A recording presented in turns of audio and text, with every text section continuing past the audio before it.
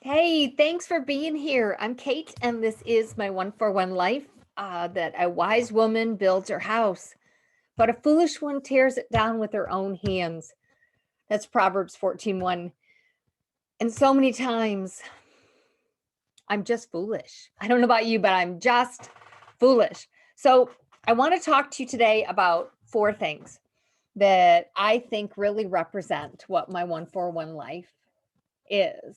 There is a group on Facebook, and it's a private group, and it's called, guess, My One for One Life. And we use the cross as a symbol. It's got a cup of coffee, which is, for me, it's really tea. But then it's the little computer and it's connection. And a group of women, it's community. So it's the cross, coffee, connection, community. And it is so hard in the climate that we live in for those last two, connection and community. How do we do this? How does God do this? How do we do this in this crazy world that we live in? So I was in Ephesians 5 today, and it talks about walking in love. And we have to walk in love. Love has to come first because in and through it, it is about unity. Jesus Christ talked about unity in the body, and that when you have an issue with somebody, hey, you know what? You go talk to that person. You don't talk to everybody around you. You go talk to that person because we have to so focus on unity. You know, this song is rolling through my head and I'm trying to come up with the right words. It's like, they will know that we are Christians by our love. We'll walk together, we'll walk hand in hand, and we have to do this as followers of Christ. We have to strive for love. We have to go for unity, and the connection. My sister passed away a few years ago, and the last year of her life, why it happened, the memories are like in the details because they just don't matter. Okay.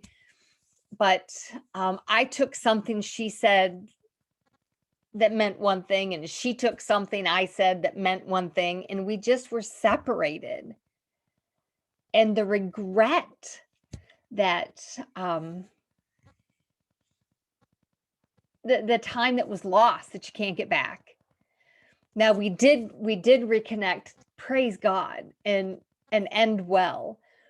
But the regret that's there and this thought of connection, I'm waiting for her to connect and she's waiting for me to connect.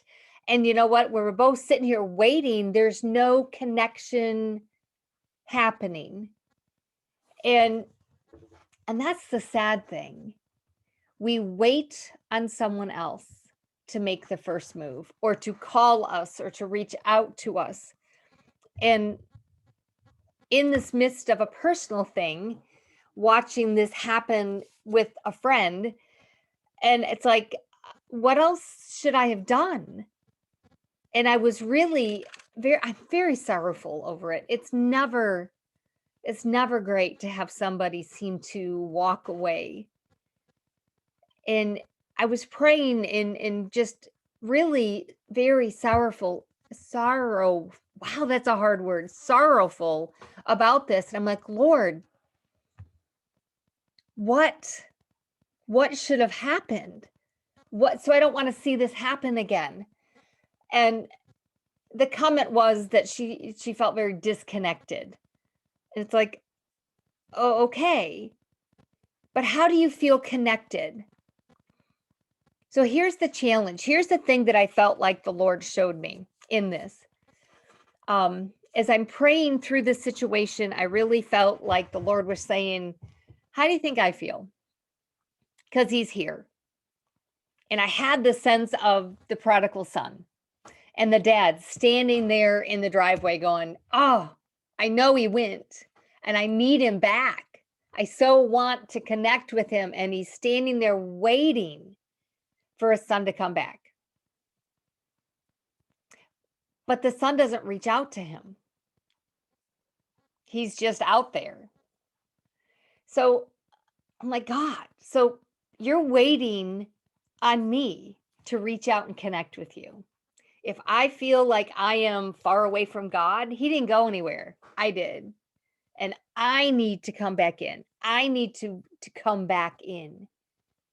So if you are sitting here going, I don't have a connection, I'm lonely. Nobody is doing this. Nobody's calling me. Nobody's reaching out to me. This nobody. Well, I just want to challenge you. Take it upon yourself today to reach out to someone. If you're lonely and want to talk to somebody, call somebody. You know, they're probably lonely too, wanting somebody to reach out to them. There's not one of us that are surrounded by a whole group of party people going, wow, I don't need any more interaction.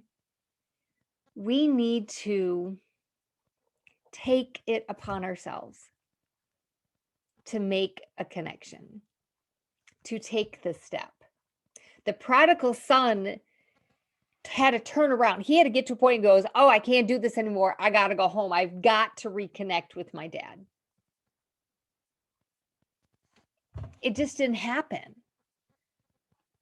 Because if he hadn't turned around, he wouldn't have made a connection. It would not have happened.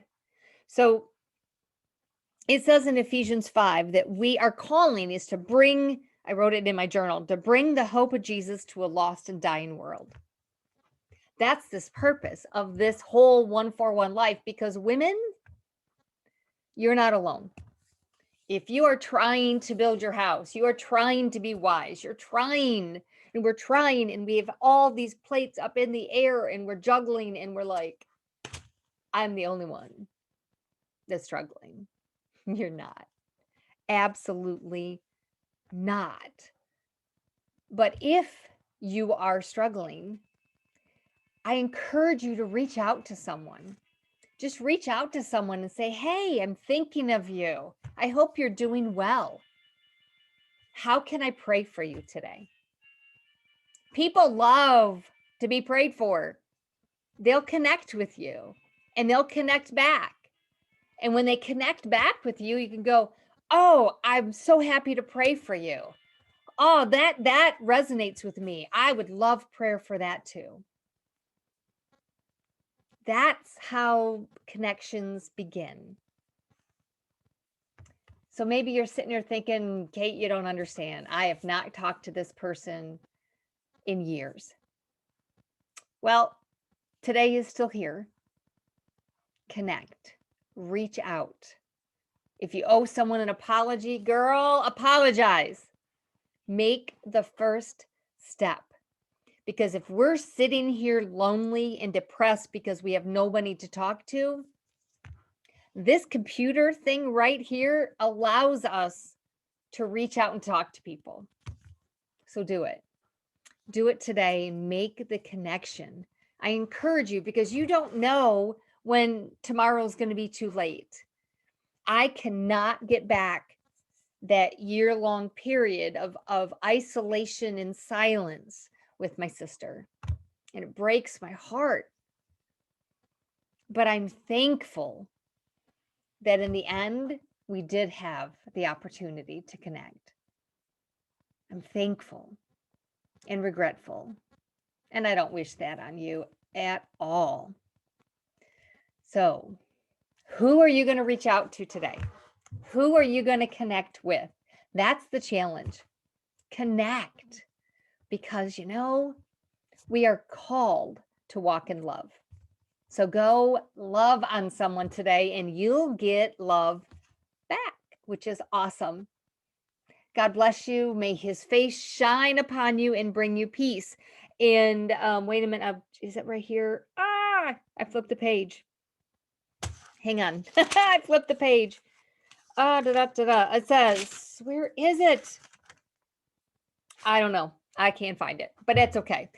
Jesus wants us to walk in love, and you need to love because God is love. So reach out and connect with someone today. You will be so glad you did. And if they reject it, reach out to somebody else. Just move on. It'll be great. God bless you. Take care.